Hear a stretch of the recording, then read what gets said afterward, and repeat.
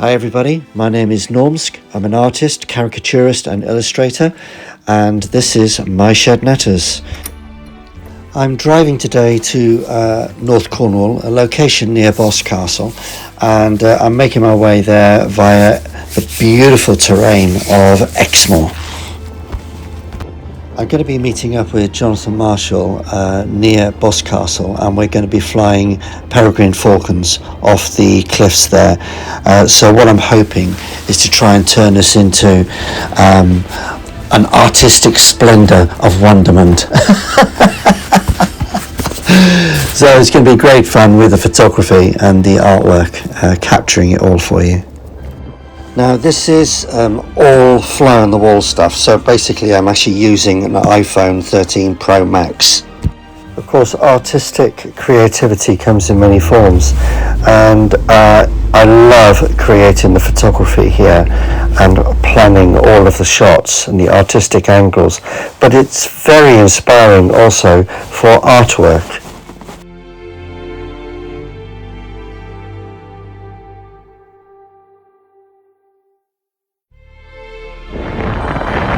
Anyway, pressing on to Boscastle, I'm actually making quite good timing at the moment.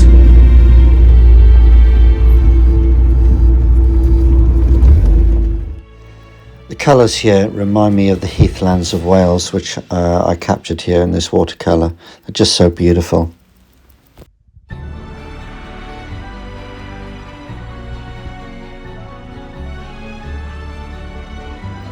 Okay, I'm going to be catching up with Jonathan shortly and then going to be continuing the rest of the journey in his van. Right, we've got the birds in the back of the van and we're moving down towards Boscastle here. We're above Boscastle, and if you look right in the distance you can see Camelot Castle over there.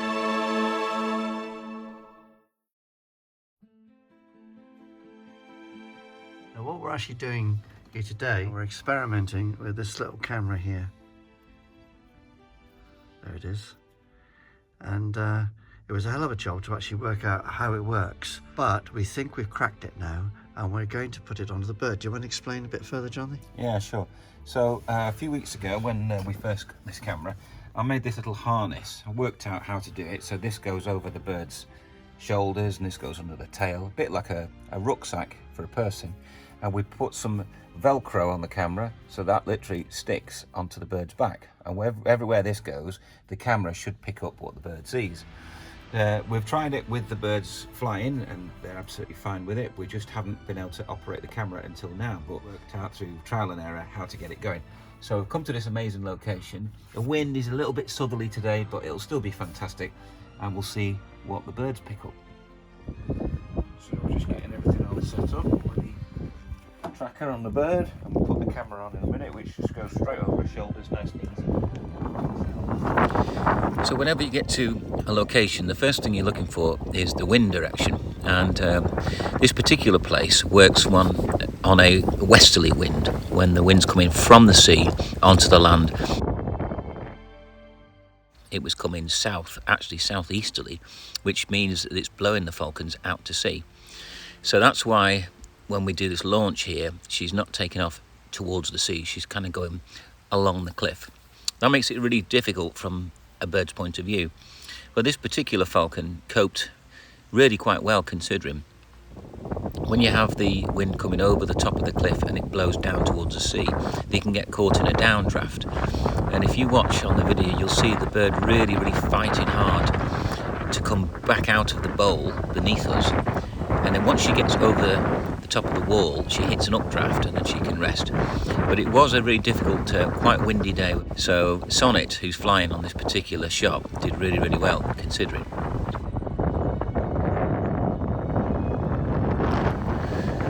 One of the things we were really hoping to achieve while we were doing this was to get the bird's eye view of what it looks like when they do all the twists and turns. So Sonnet is actually carrying a camera on her back, which adds a little bit of weight, but also you can imagine if she's twisting and turning, if you imagine perhaps running with a rucksack on, the rucksack is obviously, it's sort of inhibiting your movement slightly.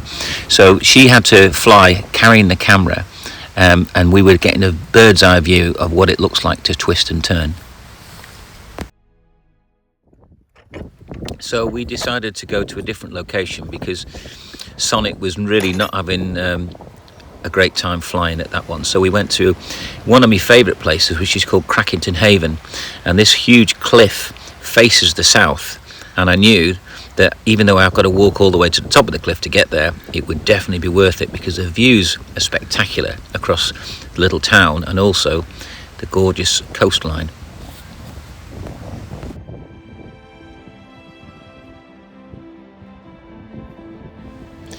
Now there's only a certain time of the year that I would come to this particular place because there are wild peregrine falcons that nest on this headland.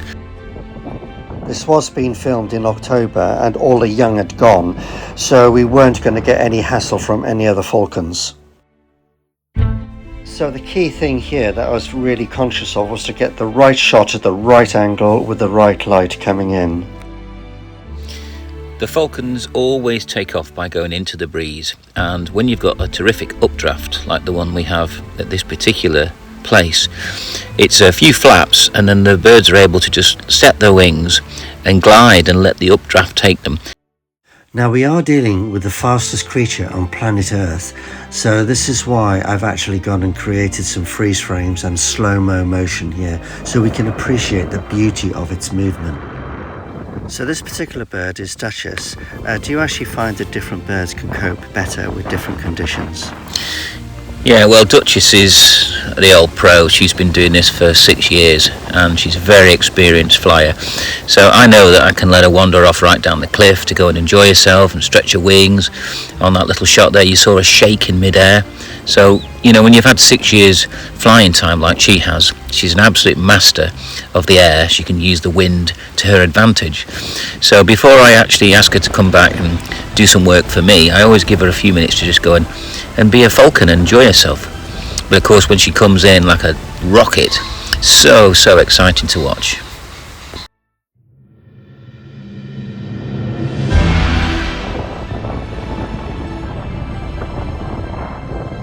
Clearly I appreciate how athletic these birds have to be to do what they're doing. Quite incredible. And it's very difficult for me actually with the filming to try and keep up with them because they're twisting and turning. They come in so fast. They will fly up from a bank and straight over a bank where I'm not expecting it. I'm having to actually try and anticipate it, and I'm twisting around and we're on a slope and I'm trying to keep my balance. Equally so, you're trying to do the same there on a slope, and I know that particular day you actually had a bad back.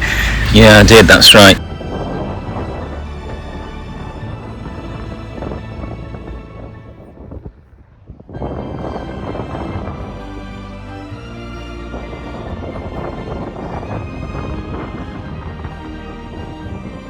Trying to keep your balance. First of all, the ground's very uneven. It was extremely windy and you're on a slope.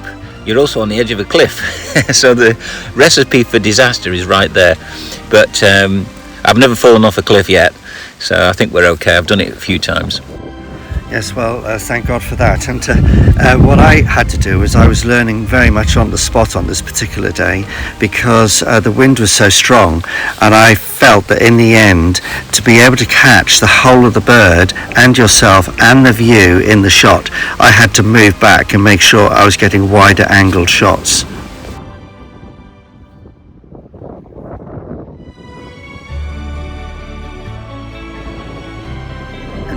Actually, by the way, I was conscious of the fact that the birds seem to be constantly coming out of the sun all the time. Do they actually use the sun from a hunting point of view? They do, and on this little video clip, she's doing everything she can to beat me by coming out the sun, like you said. Also, a second ago, you just seen she was hovering right above my head, trying to intimidate me to get the lure.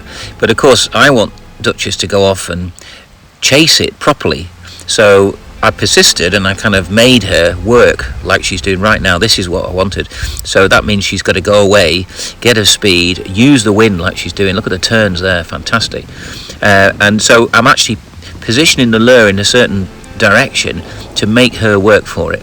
But of course, she's a predator and she'll do everything she can to get an easy meal if she's able.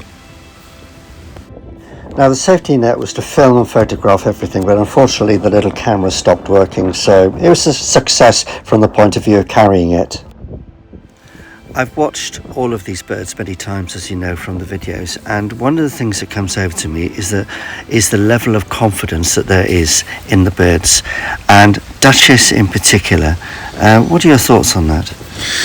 Yeah, she is a very confident falcon, and they're all different, just like people. And Duchess was always like that, even when she was a baby. She just had that boldness about her, and she's a pleasure. She's probably my favourite, even though I shouldn't have a favourite.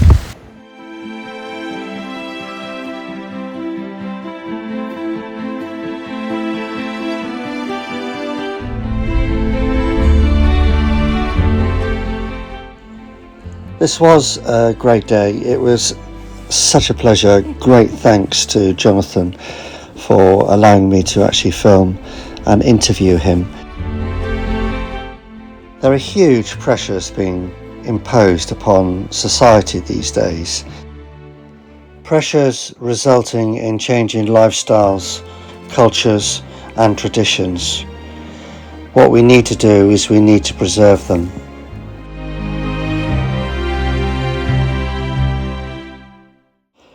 The filming's not perfect. It's not meant to be perfect. It's meant to be very much a fly on the wall and to deliver what I hope is that earthiness and true connection with what was going on. And yes, no AI was used. Rare these days. Just point, click and feel the artistic vision, just like the paintbrush in an artist's hand.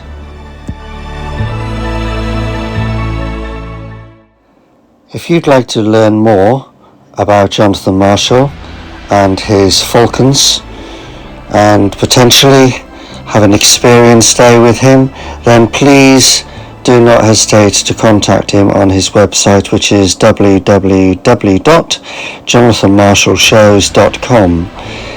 And if you've enjoyed this video, then please do not hesitate to look me up, Norms As I See It, on YouTube and Facebook. And if you actually want to get in contact, then please contact me through Messenger on Facebook. Thank you.